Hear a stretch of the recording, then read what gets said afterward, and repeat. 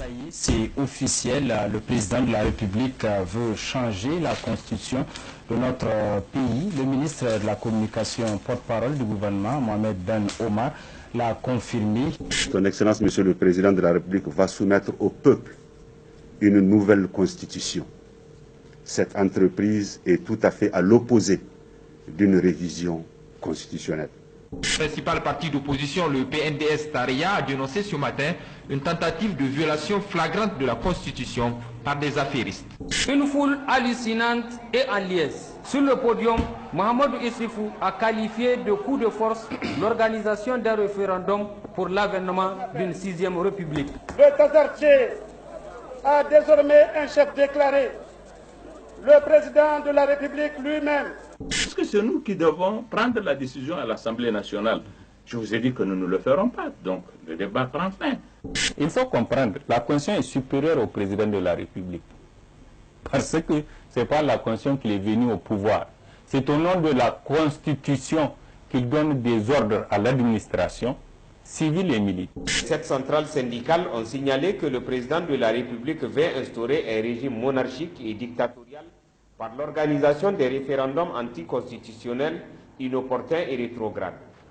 Par ces actes, le président de la République a dépassé les limites du supportable.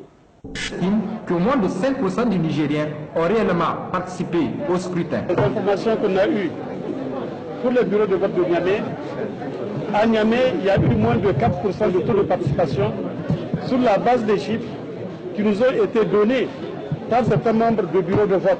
Pour Marou Amadou et Abdoulaye Tchemogo.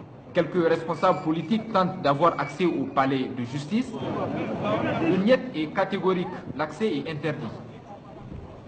L'effet de la masse aidant, des slogans sont lancés pour exiger la libération de Marou Amadou. Les esprits s'échauffent, les manifestants tentent de forcer le passage, la police riposte.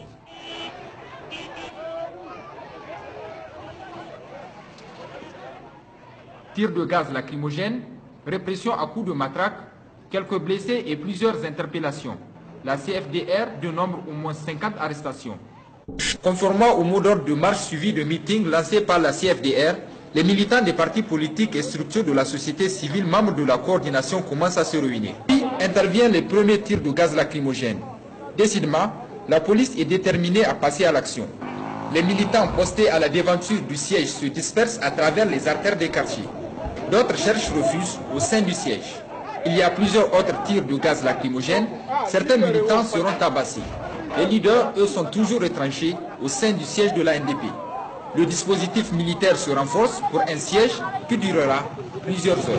Mais ne mobilisez pas à faire des actions. Ah, mais vous êtes là pour les deux alors? Non, je ne suis pas là pour les deux. Je suis là pour vous dire que la réunion que vous voulez tenir est une réunion illégale. Quitter les lieux. Mais est-ce que nous pouvons ne pas quitter le lieu et ne pas la tenir? Est-ce que vous savez ça?